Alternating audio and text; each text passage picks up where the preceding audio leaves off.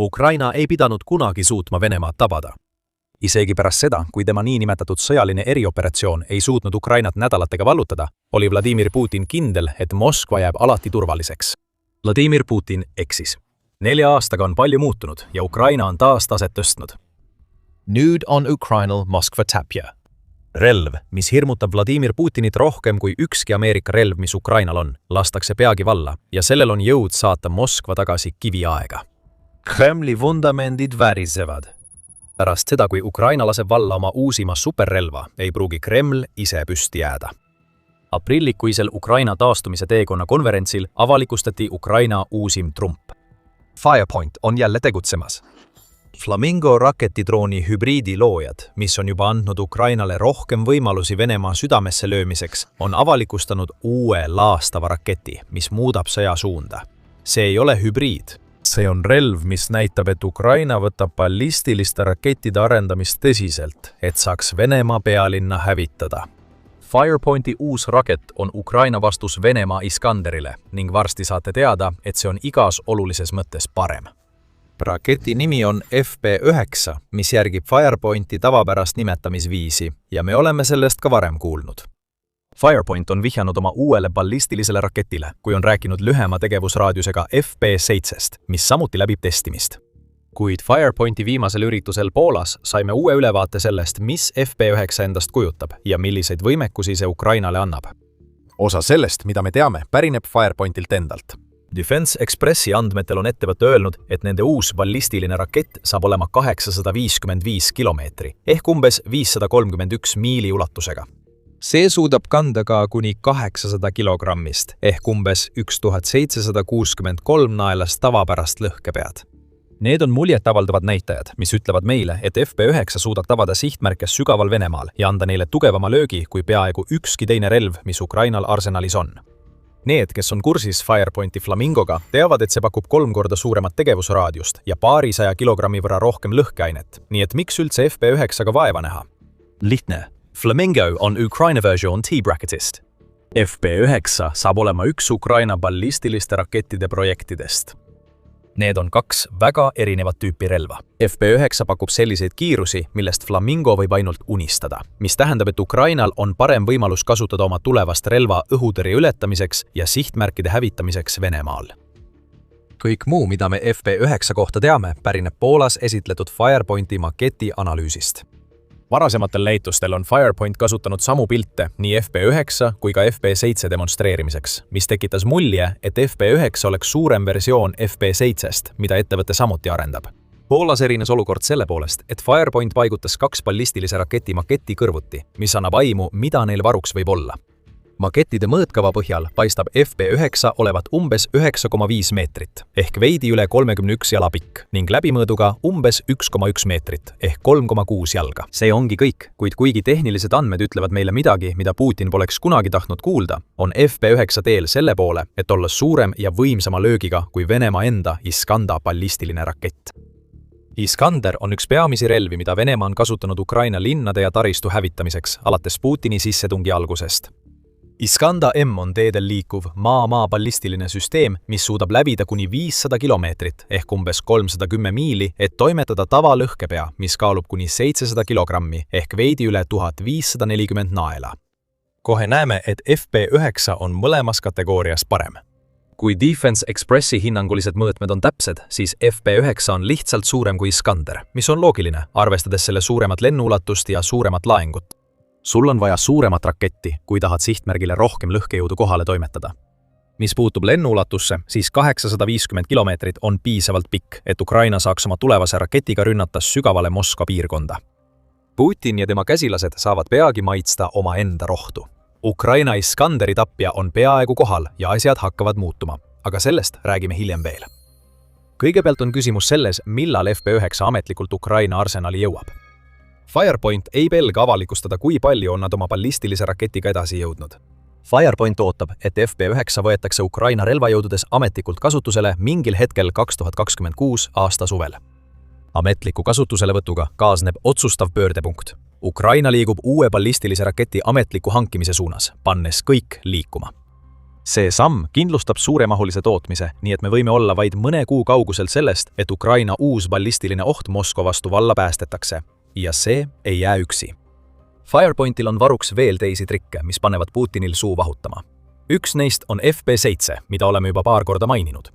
Tõenäoliselt FP9 disaini aluseks olev FP7 on samuti ballistiline rakett, kuigi selle tegevusraadius on lühem kui Firepointi viimasel hiiglasel.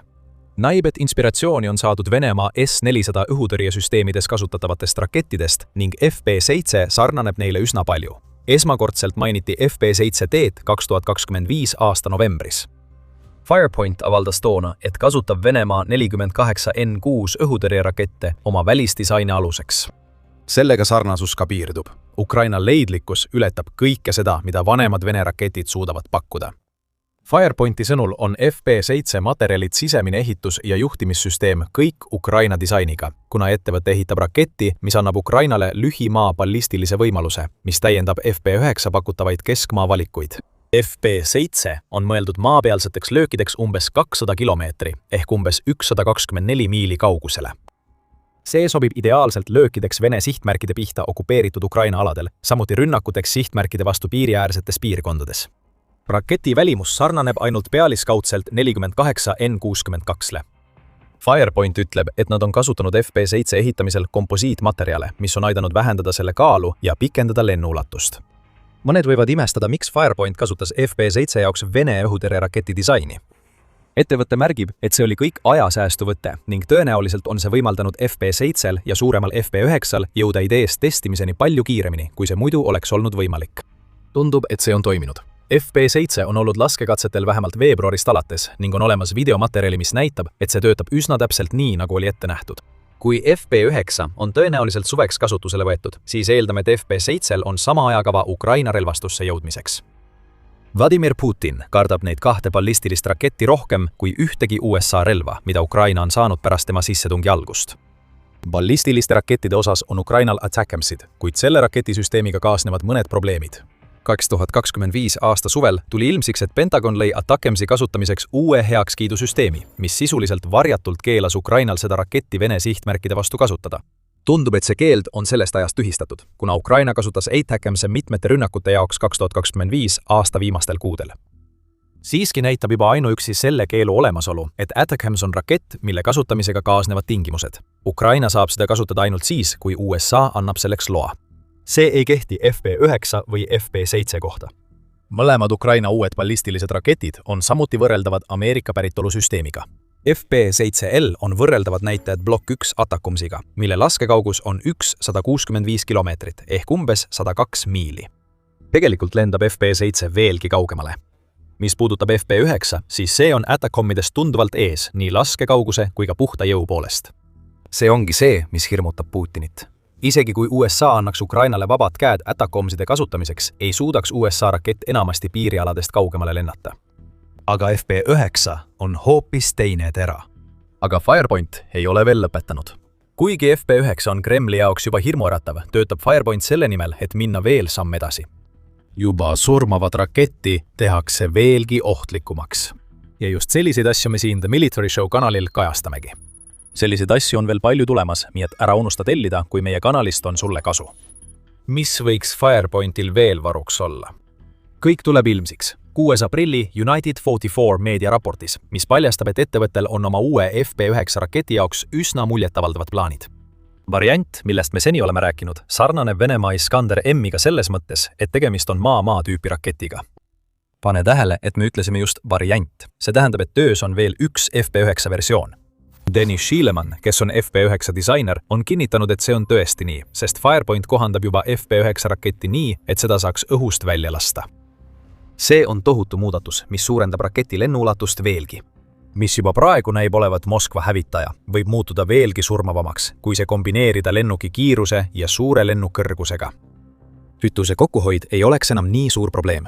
Kütust nõudvat tõusu pole vaja teha, mis tähendab, et FP9 saab kasutada oma kütusevarusid, et tungida veelgi sügavamale Venemaale.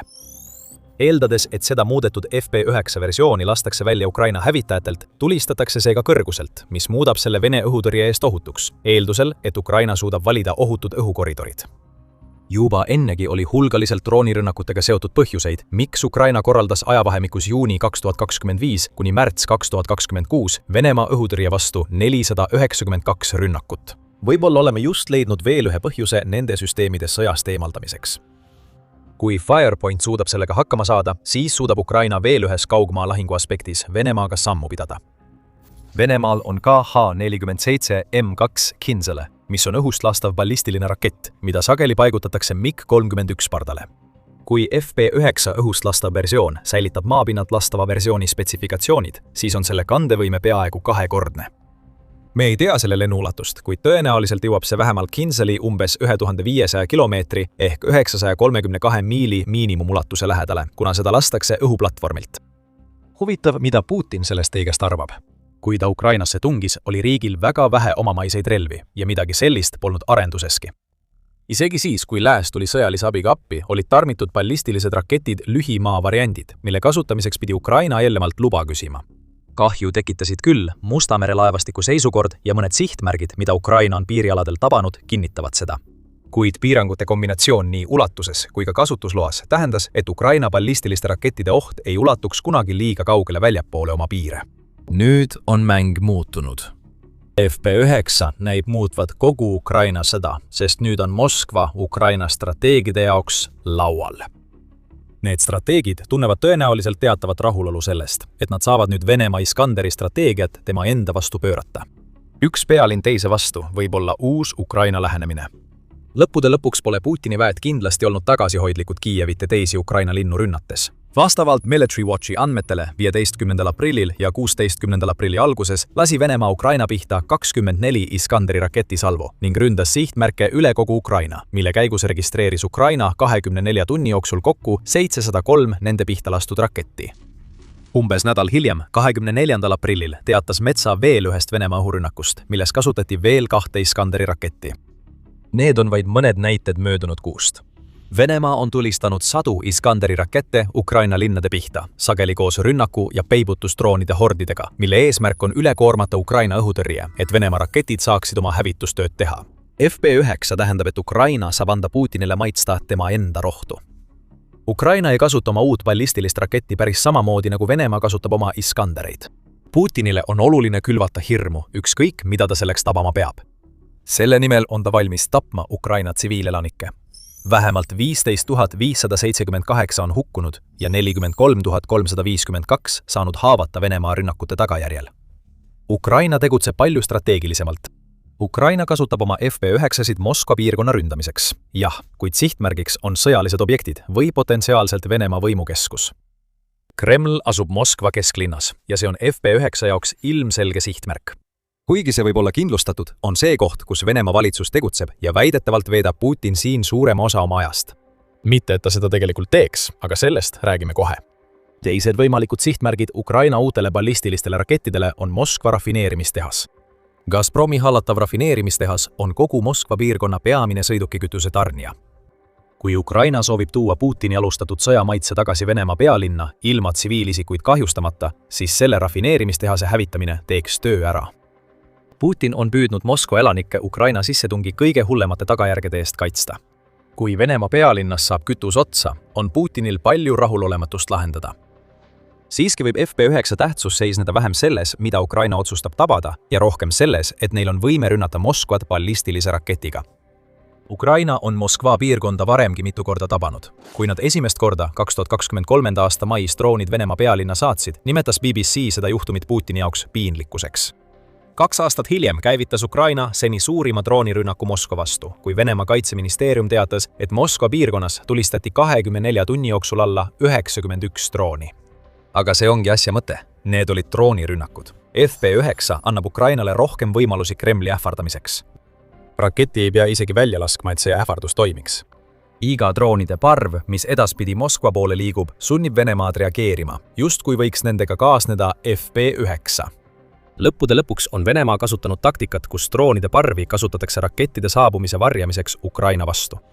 Venemaa teab, et seda strateegiat saab tema enda vastu kasutada, eriti nüüd, kui Ukraina saadab Venemaale umbes sama palju või isegi rohkem droone kui Venemaa Ukrainasse. Ja kui Ukraina otsustab tegevust veelgi hoogustada, saab olema huvitav näha, kuidas Moskva õhutõrje tuleb toime sellise ohuga, millega Vladimir Putin ei arvanud kunagi, et nad peavad silmitsi seisma. Oletame, et Kremlist saab sihtmärk. Kui see juhtub, siis Vladimir Putin tõmbub veel rohkem varju, kui ta juba praegu teeb. Kreml peaks olema Venemaa presidendi ametlik kodu ja kogu tema tegevuse närvikkeskus. Siiski ei veeda Vladimir Putin eriti palju aega Kremlis. Operatsiooni eepiline raev esimestel nädalatel teatati, et Vladimir Putin oli Kremlis harva nähtav. Tõenäoliselt seetõttu, et ta kartis, et USA võib tema suhtes korrata seda, mida tehti endise Iraani ülemjuhi Ali Khomeini vastu. Vladimir Putin ei tahtnud olla Kremlile lähedalgi, kui eksisteeris isegi kõige väiksem oht, et ameeriklaste punkripomm võib tabada. Kuidas reageerib Vladimir Putin nüüd, kui Ukraina on saamas omaenda ballistilise raketi, mis võiks tabada Kremli? Vladimir Putin püüab tõenäoliselt oma võimukeskust nii palju kui võimalik vältida. Ta teeb seda niikuinii. Nagu Raadio Vaba Euroopa Raadiovabadus 2025 aasta novembris avalikustas, on Vladimir Putin lasknud ehitada endale peaaegu 3 identset kabinetti, et ta saaks oma asukohta alati varjata. Ta ei veeda Kremlis kaugeltki nii palju aega kui peaks, nii et ta loodab, et suudab Ukraina Kremlit ründavat relva vältida ja võib-olla tal õnnestubki see. Võib-olla saab Ukraina kasutada FP9D, et Kreml purustada ja Vladimir Putin olegi seal. Mis siis saab Venemaa juhist? Kuidas ta seletab lahti selle, mida Ukraina on teinud otse Venemaa pealinnas? Milliseid vabandusi ta toob, et ta pole kusagil lähedal sellele, mis peaks olema Venemaa peamine võimukeskus? FP9 abil on Ukrainal võimalus rikkuda Putini tugeva juhi mainet igaveseks. Ainus asi, millele Putin toetub, et võimul püsida, võib puruneda hetkel, kui FP9 tabab Venemaal midagi olulist otsetabamusega. Illusioonid on purunenud. Putin arvas, et Ukraina ei suuda kunagi Venemaad tabada. Ta eksis.